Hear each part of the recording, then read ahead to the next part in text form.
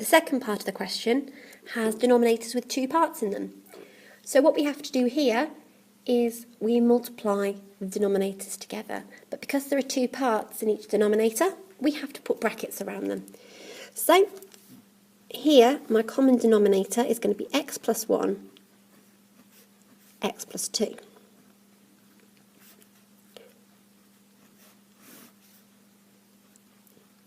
Basically, each denominator encased in its own bracket. What have I done to this one? Well, I've multiplied it by this one. So this one is times x plus 2. This one has been multiplied by x plus 1. So 1 times x plus 2 is x plus 2. And 1 times x plus 1 is x plus 1. And that gives me x plus x, 2x, 2 plus 1, which is 3, over x plus 1, x plus 2.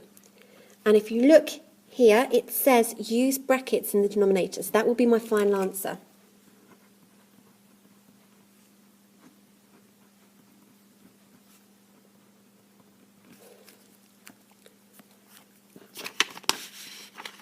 Moving down.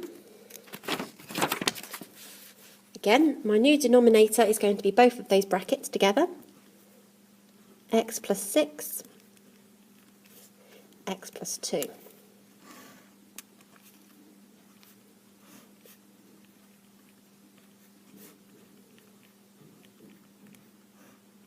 What have I done to this one? I've multiplied by x plus 2. What have I done to this one? I've multiplied by x plus 6.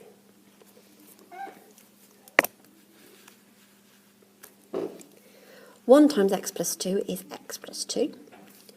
1 times x plus 6 is x plus 6. We have to be careful here because there's a subtraction in this. So I'm going to do x, take away x. X take away x is no x's. 2 take away 6 is negative 4.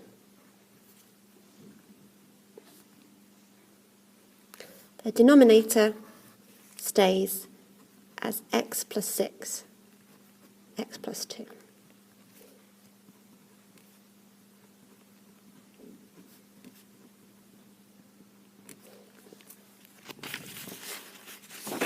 Next question is slightly different because we've got numerators that are not 1. Same idea, the denominator we both denominators in brackets, x plus 5, x plus 4.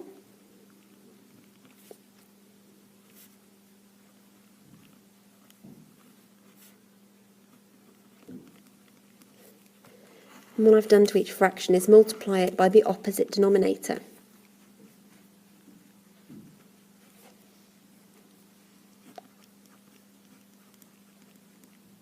X plus 5 for that one. So I've done 4 times x plus 4. 4 times x is 4x, plus 4 times 4 is 16. 3 times x is 3x. 3 times 5 is 15. This one's an addition, which is easier. I've got 4x add 3x, which is 7x. 16 add 15, which is 31. And the denominator is the two brackets.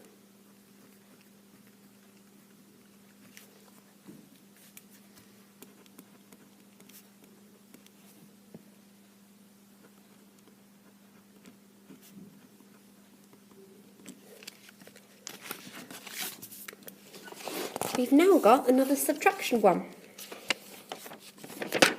As I said, they're slightly more difficult because we need to be careful about our signs. So first of all, denominator will be both brackets, x plus 2 and x plus 1.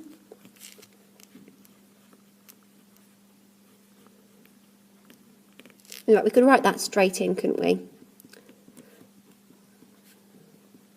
Get that right straight away. So now we're going to do 2 times x plus 1 which is 2x plus 2. 2 times x, 2 times 1. And over this side, we're going to do multiplied by x plus 2. So 5 times x is 5x. 5 times 2 is 10. And we need to be careful because we're subtracting. 2x take away 5x is negative 3x. 2 take away 10 is negative 8. So we end up with negative 3x take away 8.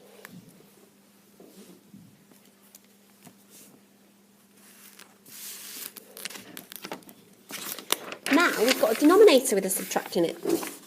Again, this means we have to be careful with signs. Our denominator is going to be x plus 4, x minus 3. Again, I'm writing that in straight away. We're going to need to cross multiply.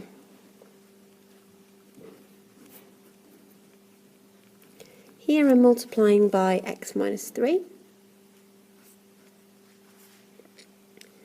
5 times x is 5x. 5 times minus 3 is minus 15. I'm adding the two fractions together. The denominator is x plus 4x plus 3.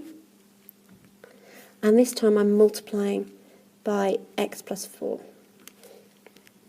4 times x, 4x.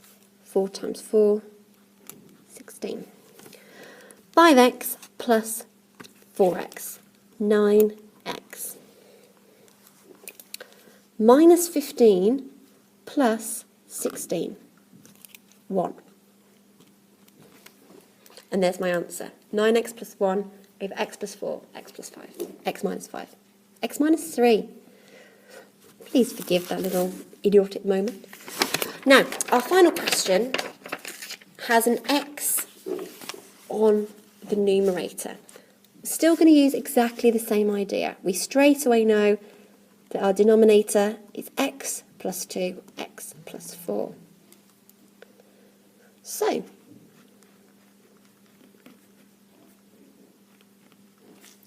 let's write our denominators out, and let's think about what we've multiplied by.